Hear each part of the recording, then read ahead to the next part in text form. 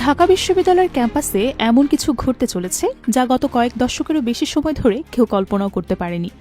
রাতের অন্ধকারে যখন ক্যাম্পাসের অধিকাংশ শিক্ষার্থী ঘুমিয়ে থাকে, তখন কেন্দ্রীয় মসজিদের চারপাশে একটা অদ্ভুত নড়াচড়া শুরু হয়েছে।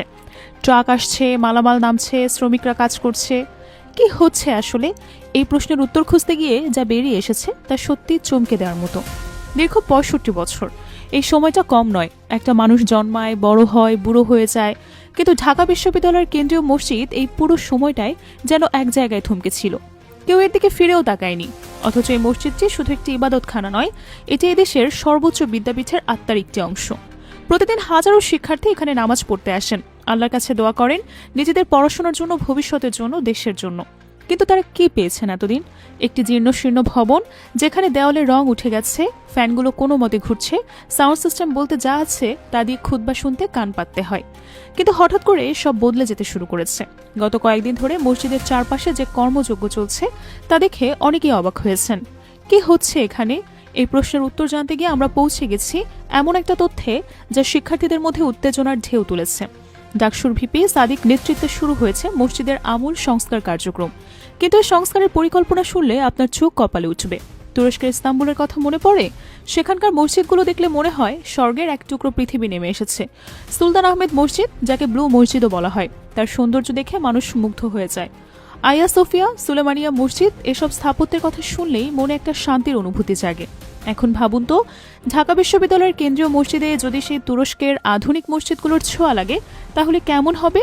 শুনতে স্বপ্নের মতো মনে হচ্ছে, তাই না? কিন্তু এটা স্বপ্ন নয়, বাস্তব হতে চলেছে।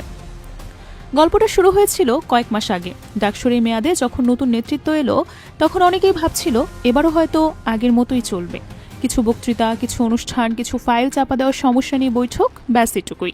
কিন্তু সাদিক এবং তার টিম একটু অন্যরকমভাবে চিন্তা করতে শুরু করলো। তারা ক্যাম্পাস ঘুরে ঘুরে দেখলো কোথায় কোথায় সমস্যা আছে, কি কি করা দরকার। এই ঘুরে বেড়ানোর সময় তাদের চোখে পড়ল কেন্দ্রীয় মসজিদের করুণ অবস্থা। প্রথম দিন যখন তারা মসজিদের ভেতরে ঢুকলো, তখন সত্যি অবাক হয়ে গেল। দেওয়ালের রং এমনভাবে উঠে গেছে যে মনে হচ্ছে কেউ যেন ইচ্ছে করে খুবলে খুবলে সেটা তুলেছে। ফ্যানগুলো ঘুরছে ঠিকই, কিন্তু বাতাস পাওয়া যাচ্ছে না। গরমের দিনে এখানে নামাজ পড়া মানে ঘামে ভিজে যাওয়া। সাউন্ড সিস্টেম, সেটা তো নামেই, মাইক্রোফোনে যা বলা হয় তার অর্ধেকও বোঝা যায় না। লাইটিং এমন যে মনে হয় অন্ধকার ঘরে একটা মোমবাতি জ্বলছে। আর অজুখানার কথা তো বলাই বাহুল্য, সেখানে গেলে নাক চেপে ধরতে হয়। পানির কল ঠিকমতো কাজ করে না, টাইলস ভাঙা, ড্রেন বন্ধ। কিন্তু সবচেয়ে বেশি কষ্ট পেল যখন তারা দেখল নারী শিক্ষার্থীদের জন্য কোনো ব্যবস্থাই নেই। ঢাকা বিশ্ববিদ্যালয়ে হাজার হাজার নারী শিক্ষার্থী পড়ে, তাদের অনেকেই নিয়মিত নামাজ পড়তে চান, কিন্তু তাদের জন্য কোনো আলাদা জায়গা নেই, আলাদা অজুখানা নেই, ওয়াশরুম নেই। এত বছর ধরে এই বিষয়টা কেউ ভাবেনি, এটা ভাবতেও কষ্ট হয়। সাদিক খান সেদিন রাতে ঘুমাতেই পারেননি। তার মাথায় শুধু একটাই চিন্তা ঘুরপাক খাচ্ছে, এই মসজিদটাকে বদলাতে হবে। কিন্তু কিভাবে? বাজেট কোথা থেকে আসবে? বিশ্ববিদ্যালয় প্রশাসন রাজি হবে তো? নানা প্রশ্ন। কিন্তু তিনি হাল ছাড়লেন না। পরদিন থেকেই শুরু হলো পরিকল্পনা। প্রথমে তিনি বিশ্ববিদ্যালয়ের উপাচার্যের সঙ্গে দেখা করলেন, মসজিদের বর্তমান অবস্থার ছবি দেখালেন, ভিডিও দেখালেন, শিক্ষার্থীদের কষ্টের কথা বললেন। উপাচার্য প্রথমে একটু দ্বিধায় পড়লেন, কারণ বাজেট একটা বড় সমস্যা। কিন্তু সাদিক প্রস্তাব দিলেন যে ডাকসুর নিজস্ব ফান্ড থেকে একটা অংশ দেওয়া যেতে পারে, বাকিটা বিশ্ববিদ্যালয় এবং দাতাদের কাছ থেকে সংগ্রহ করা যাবে। এই প্রস্তাবে উপাচার্য সম্মত হলেন। কিন্তু টাকার ব্যবস্থা হলেই তো সব হয়ে যায় না। একটা মসজিদ সংস্কার করা মানে শুধু রং করা না, সম্পূর্ণ পরিকল্পনা দরকার।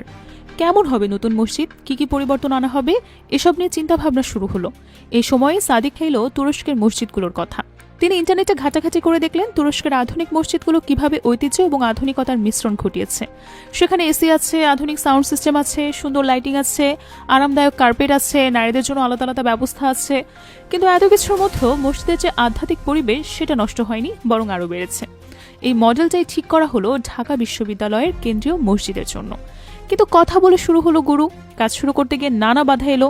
কেউ বলল এত টাকা কোথা থেকে আসবে, কেউ বলল এটা করে কি হবে, কেউ বলল আগে অন্য কাজ করো।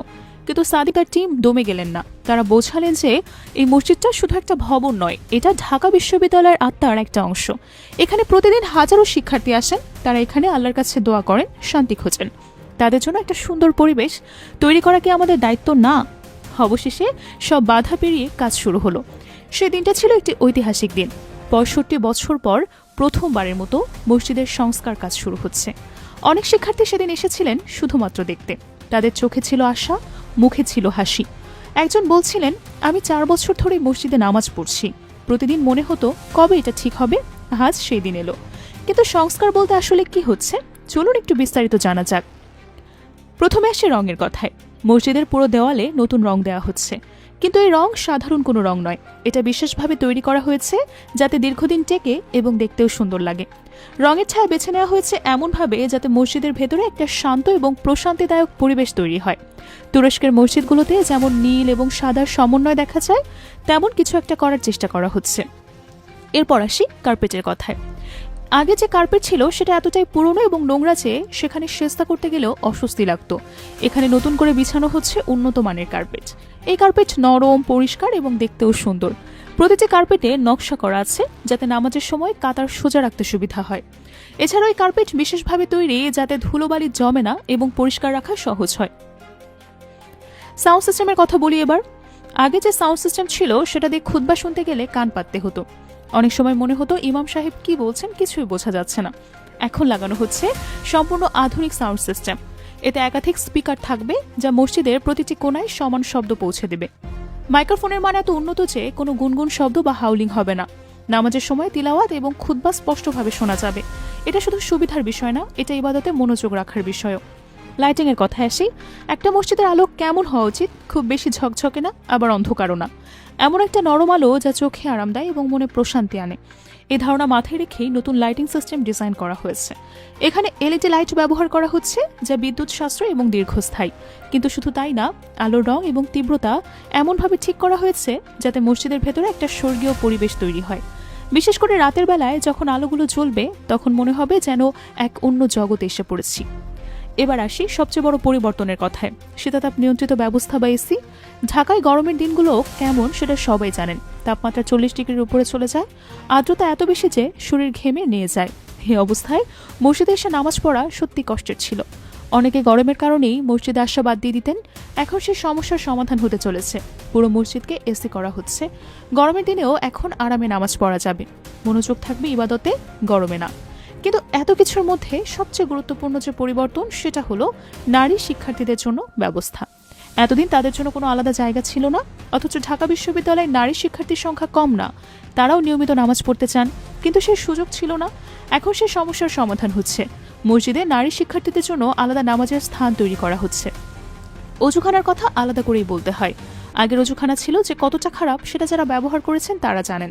পানির কল অর্ধেক কাজ করতো না, যেগুলো করতো সেগুলো থেকে পানির চাপ ছিল এত কম যে অজু করতে অনেক সময় লাগতো। টাইলস ভাঙা ছিল, ড্রেন বন্ধ থাকতো, দুর্গন্ধ বেরোতো। এখন পুরো অজুখানা নতুন করে তৈরি হচ্ছে। আধুনিক ডিজাইন, নতুন টাইলস, ভালো পানির ব্যবস্থা, পরিষ্কার পরিচ্ছন্ন পরিবেশ। অজু করার আসন সংখ্যাও বাড়ানো হচ্ছে যাতে বড় জামাতের সময়ও লাইন না লাগে।